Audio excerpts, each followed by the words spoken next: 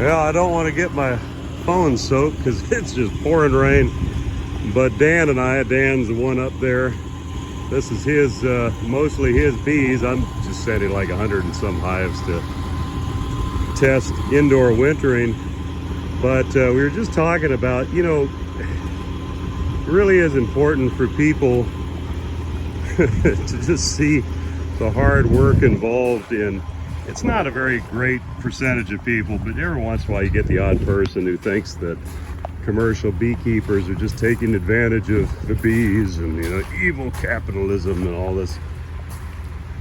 And they forget that, well, I often challenge them to say, you know, how many services do you go to, whether it's your doctor, whether it's your mechanic, whether it's your barista at a favorite coffee shop, how many people do you go to for services, products that also profit and or are getting paid for what they do? That's not the bad part.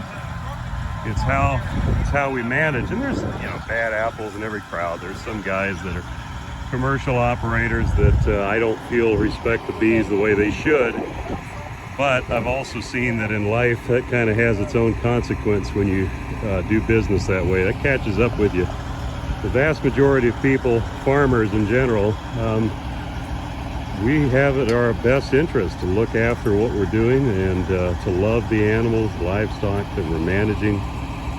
And I know that's something definitely for Dan and I. We absolutely love our bees and work real hard to make sure they're healthy and well. But anyway, so this is the process of loading a semi, and all sorts of different ways to strap it down. But like I said, these are going over now to Eastern Washington to winter indoor, and then around the beginning of January they will go down to California.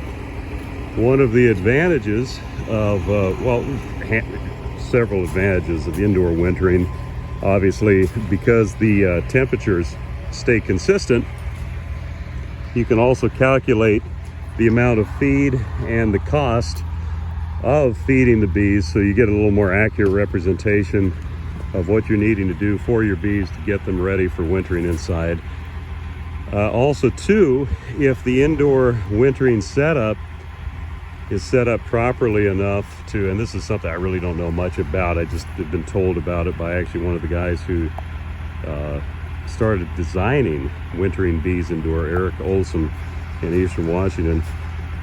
You can pump the carbon dioxide, or let the carbon dioxide get to a certain point in the wintering sheds that actually eradicates most of the varroa mites while leaving the bees unharmed. And so that's another obvious major advantage. So that's why we're trying it out and just see how it works and how it goes. But anyways, we're out, and I'm gonna finish watching them work.